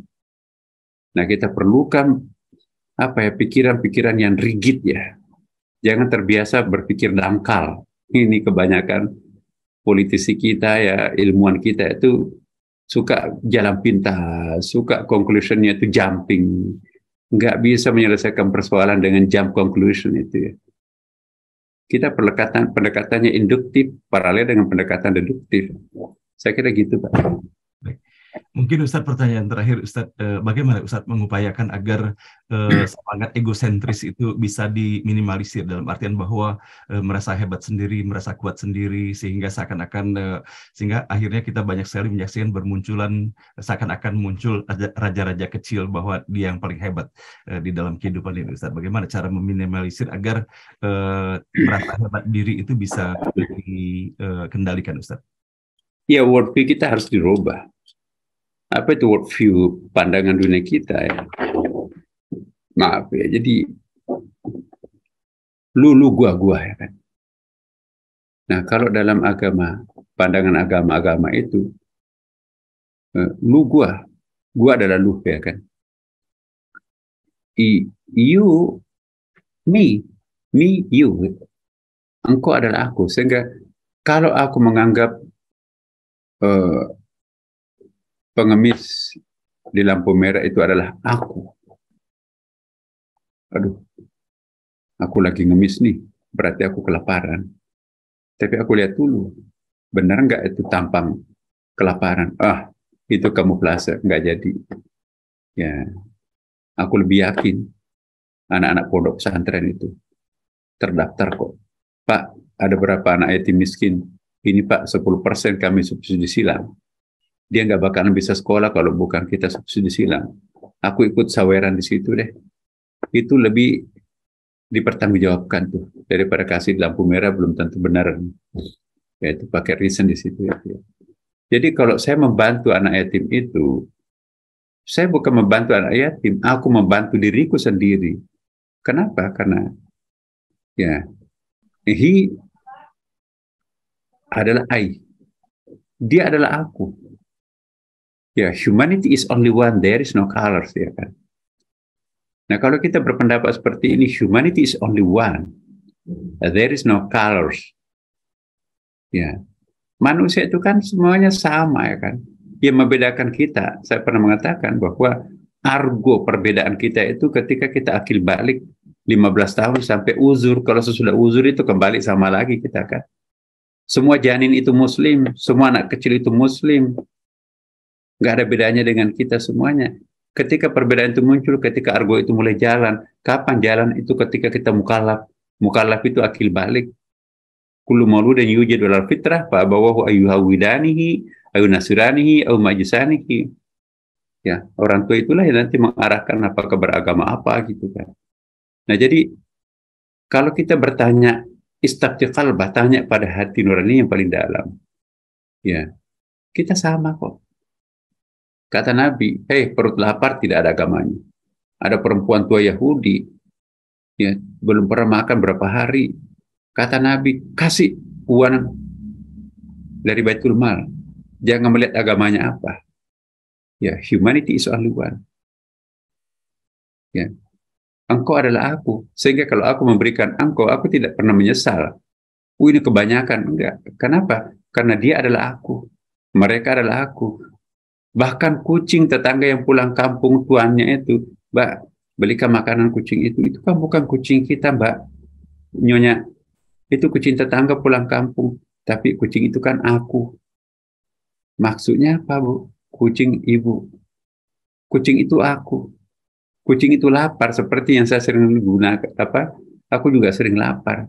Di mana-mana ada orang lapar, itu adalah aku, karena aku juga sering lapar. Ada rumput, ada kembang itu layu itu nggak pernah disiram. Itu punya tetangga, Pak, Mbak. Itu urusan tetangga itu enggak. Itu adalah aku. Betapa enaknya kalau aku sedang haus dikasih minum. Seperti itu kembang itu. Nah, kalau humanity ini bekerja, jangankan manusia, kambing haus, rumput kering disiram. We are the same. Sama-sama sebagai ukhuwah makhlukiyah. Kita sama-sama makhluknya Allah. Nah, kalau hanya ukhuwah Islamiyah, miskin. Ukhuwah wataniyah masih miskin. Ukhuwah insaniyah masih miskin. Bagaimana dong dengan kambing?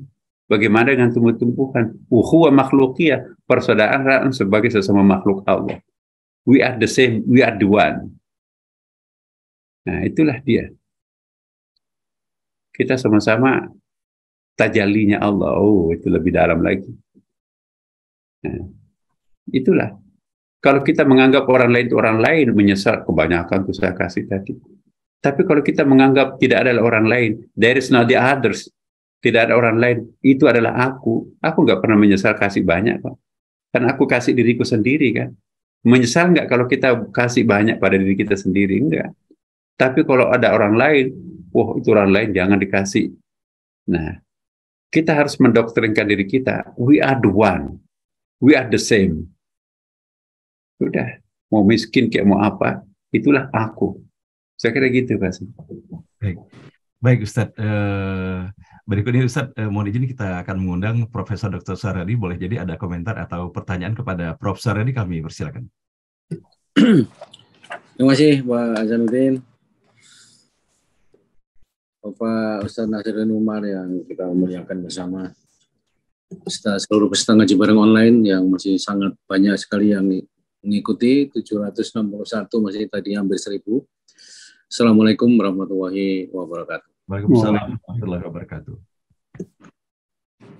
Kita semua selalu menantikan kehadiran Prof. Nazaruddin ya. Karena di setiap kehadiran Prof. Nazaruddin selalu memberikan pencerahan yang berbeda-beda setiap minggunya, tetapi memberi makna yang mendalam bagi kita semua.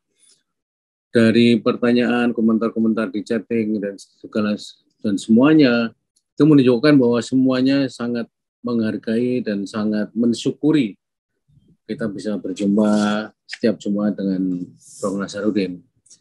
Dan penjelasannya memang luar biasa ya. Kita ini kan banyak yang sudah berumur ya. Ada yang 50 ke atas, 60 ke atas, bahkan 70 ke atas, ada yang 80 ke atas. Yang sebenarnya masanya sudah lewat ya. Tetapi dengan penjelasan Prof. Nazaruddin itu kita jadi merenung. Apa yang telah kita jalankan selama ini, itu sebenarnya sebagian itu sudah sesuai dengan apa yang disampaikan oleh Prof. Nazaruddin. Hanya tentu masih banyak hal yang bisa kita perbaiki untuk menjangkau masa depan yang lebih baik lagi. Bahkan juga bisa ditularkan kepada anak cucu. Ini saya kira yang paling penting Prof. Nazar ya.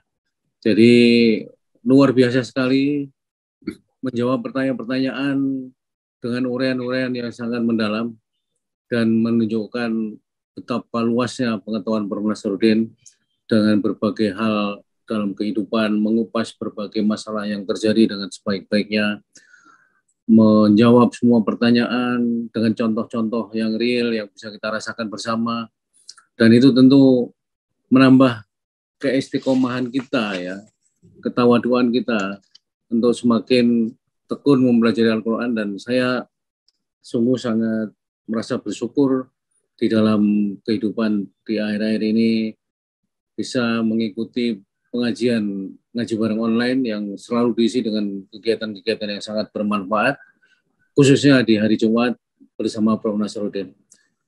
Atas nama seluruh teman-teman jamaah ngaji bareng online, kami ingin mengucapkan terima kasih yang sebesar-besarnya, sekaligus selalu tentu mendoakan kesehatan dan keselamatan Prof. Nazaruddin, sehingga setiap Jumat kita masih terus-menerus bisa mendengarkan apa yang akan ditausiahkan oleh Prof. Nazaruddin yang sangat bermanfaat bagi kita bersama. Demikian Pak Hasan yang ingin saya sampaikan. Terima kasih Prof. Nazaruddin sekali lagi. Sampai berjumpa lagi insya Allah di Jumat yang akan datang.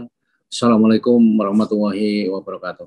Waalaikumsalam warahmatullahi wabarakatuh. Terima kasih Prof. Suharyadi, semoga sehat walafiat selalu dan semoga untuk Indira semakin diberikan kejayaan dan kesuksesan serta keberkahan di dalam melaksanakan upaya turut serta dalam mencerdaskan kehidupan dalam berbangsa dan bernegara. Nah, baiklah Bapak dan Ibu yang dirahmati Allah, rasanya sampai kita kepada penghujung acara kita pada hari ini. Namun tadi saya membaca juga ada melalui pertanyaan khusus gitu Ustadz, melalui kolom dalam WA ini adalah mengenai fenomena mayoritas dan minoritas, Ustadz. Bahwa di Indonesia ini kan mayoritas kan umat Islam. Namun dalam prakteknya kita merasakan bahwa pengaruh dan keberadaan umat Islam di dalam menjalankan kehidupan dalam berbangsa dan bernegara ini kadangkala dirasa bahwa tidak cukup kuat pengaruhnya di dalam pelaksanaannya. Nah, mohon kira-kira di bagian akhir ini Ustadz, bahwa bagaimana agar keberadaan umat Islam ini bukan hanya dari sisi jumlahnya semata, namun output, produktivitas, serta nilai-nilai yang diajarkan dalam Islam itu lebih secara efektif lagi bisa terpraktekkan dalam kehidupan bernegara kita ini. Dan setelah itu kami mohon Ustadz kiranya dapat menutup pertemuan ini dengan doa Ustadz, sembari ada beberapa juga permohonan doa yang dihantarkan untuk disampaikan dalam acara penutupan ini. Innalillahi wa inna ilaihi rajiun. Telah berpulang ke rahmatullah Bapak Dr. Amarullah Siregar. Mohon doa semoga Allah menerima seluruh amalnya, mengampuni dosa dan kesalahannya. Dan ada permintaan juga dari Bapak Darwin Bainur untuk putranya yang terpapar COVID, yaitu Ananda Muhammad Rizki Ramadhani. Serta ada permintaan juga dari Ananda Fikri untuk mendoakan sepupunya bernama Basyashah binti Benny Syahrial yang dalam keadaan sakit pasca operasinya. Saya kira demikian Ustadz, terima kasih. Iya, mengenai realitas Indonesia, umat Islam Indonesia.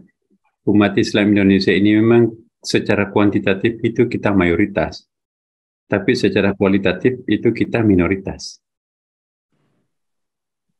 Ya kan? Secara kuantitatif populasi umat Islam itu mayoritas, tapi secara kualitatif itu sangat minoritas. Bagaimana menjadi di samping mayoritas secara kuantitatif juga mayoritas secara kualitatif? Caranya adalah antara lain ya belajar dari sejarah. Kita jangan terlena, kita jangan malas, kita jangan sok pinter, kita jangan tidak punya keberanian. Jadi kita memang harus bergeliat, ya, mengupgrade diri kita menjadi mayoritas secara kualitatif. Dan apa yang kita lakukan hari ini itu bagian dari upaya itu, saya kira. Terima kasih kepada Pak Prof tadi memberikan motivasi kepada kita semuanya dan teman-teman yang lainnya. Dan mari kita berdoa untuk para anggota keluarga kita semua pengajian ini yang bermasalah, baik yang disebutkan maupun yang belum sempat disebutkan, terutama yang sudah almarhum atau almarhumah. Semoga mereka itu insya Allah melalui doa berjamaah ini nanti akan diijabah doa kita, sehingga mereka semuanya akan hidup yang sangat layak di sisinya, digabungkan dengan para sahabat Allah Subhanahu wa Ta'ala, para nabinya, para aulianya. Kita pun juga akan menyusul di tempat yang sama insya Allah. Ala hadhihi niyyah wa ala kulli niyatin salih. Wa ila hadratil Mustafa Nabi sallallahu alaihi wasallam wa ala alihi wa sahbihi wa man tabi'ahu ila yaumiddin. Wa khususan ila sahibil hajah fi hadzal yaum wa khususan aidan fi yaumil jum'atil mubarakah. Al-Fatihah. A'udzu billahi minasyaitonir rajim. Bismillahirrahmanirrahim. Alhamdulillahi rabbil alamin. Arrahmanir rahim. Maliki yaumiddin. Iyyaka na'budu wa iyyaka nasta'in. Ihdinas siratal mustaqim, siratal ladzina an'amta 'alaihim ghairil maghdubi 'alaihim waladdallin. Amin amin ya rabbal alamin. Bismillahirrahmanirrahim. Alhamdulillahi rabbil alamin. Hamdan syakirin, hamdan na'imin, hamdan yuwafi ni'amahu wa yukafi mazidah. Ya Rabbana lakal hamdu kama yanbaghi li jalali wajhikal karim ya azim sultanik. Allahumma salli wa sallim alaihi. Allahumma inna nasta'inuka wa nastaghfiruka wa nastaghfiruka wa natubu ilaik. Wa nu'minu bika wa natawakkalu 'alaik wa nuthni 'alaika al-khaira kullahu wa nashkuruka wa la nakfur. Allahumma iyyaka na'budu wa laka nusalli wa nasjud wa ilaika nas'a wa narju rahmatak wa nakhsha 'adzabak inna 'adzabaka bil kuffari mulhaq. Amin. Allahumma ighfir lahum warhamhum wa'afihim wa'fu anhum wa akrim nuzulahum wa wasi' madkhalahum waghsilhum bil ma'i wat thalaji wal barad wa naqqihim min adh-dhunubi kama yunqqa ath-thawbul abyad min ad-danas. Allahumma fil muslimina wal muslimat wal mu'minina wal mu'minat al ahya'a minkum wal amwat innaka sami'un qaribun mujibud da'wat rabbil alamin. Allahumma inna nas'aluka salamatan fid din wa 'afiyatan fil jasad wa ziyaratan fil ilm wa barakatan fil rizq wa taubatan qabla al-maut wa rahmatan 'inda al-maut wa maghfiratan ba'da al-maut. Amin. Allahumma hawwin 'alaina fi sakaratil maut wa najata minan nar wal 'afwa minal hisab. Rabbana la tuzigh qulubana ba'da idh hadaytana wa hab lana min ladunka rahmah innaka antal wahhab. Rabbi zidna ilman mubaraka warzuqna fahma. Radina billahi rabba bil islami dina wa Muhammadin nabiyya wa ittiba' wa rasula. Amin. Allahumma inna na'udzubika min ilmin la yanfa' wa qalbin la yakhsha wa du'a'in la tasma'. Allahumma inna nas'aluka ridhaka wal jannah wa na'udzubika min sakhatika wan nar. Rabbirhamhuma kama rabbawna shighara. Rabbana atina fid dunya hasanah wa fil akhirati hasanah wa qina adzabannar wa adkhilna jannata ma'al abrar ya aziz ya ghaffar ya rabbal alamin. Wa sallallahu ala sayyidina habibina wa syafi'ina maulana Muhammadin sallallahu alaihi wasallam. Subhana rabbika rabbil izzati amma yasifun wa salamun ala al mursalin walhamdulillahi rabbil alamin. Amin ya rabbal alamin. Fatihah. A'udzu billahi minasyaitonir rajim. Bismillahirrahmanirrahim. Alhamdulillahi rabbil alamin arrahmanir rahim maliki yaumiddin. Iyyaka na'budu wa iyyaka nasta'in. Ihdinas siratal mustaqim, siratal ladzina an'amta 'alaihim ghairil maghdubi 'alaihim waladdallin. Assalamualaikum warahmatullahi wabarakatuh. Waalaikumsalam warahmatullahi wabarakatuh. Terima kasih Ustadz atas kehadiran dan tausiah yang disampaikan pada hari ini. Semoga ilmu yang Ustadz sampaikan menjadi ilmu yang dapat kami serap dengan baik dan semoga Allah berikan keberkahan, kemanfaatan dan dapat diamalkan dalam kehidupan sehari-hari. Tentunya kembali lagi doa kami semuanya untuk Ustadz, semoga sehat walafiat selalu dalam limpahan rahmat, barokah dan ridha Allah Subhanahu wa taala. Demikian Ustadz, mohon maaf lahir dan batin, dan kepada Bapak Ibu semuanya, dengan berakhirnya doa ini maka berakhir pula acara kita pada hari ini. Insya Allah kita akan melanjutkan nanti malam jam 8 malam acara Tadarus Al-Quran kita. Insya Allah kita akan membaca juz ke-20 pada malam hari ini. Mudah-mudahan Allah memberikan kemudahan dan rahmatnya untuk kita semuanya. Sekian dari kami, mohon maaf lahir dan batin. Wabillahi taufiq wal hidayah. Wassalamualaikum warahmatullahi wabarakatuh.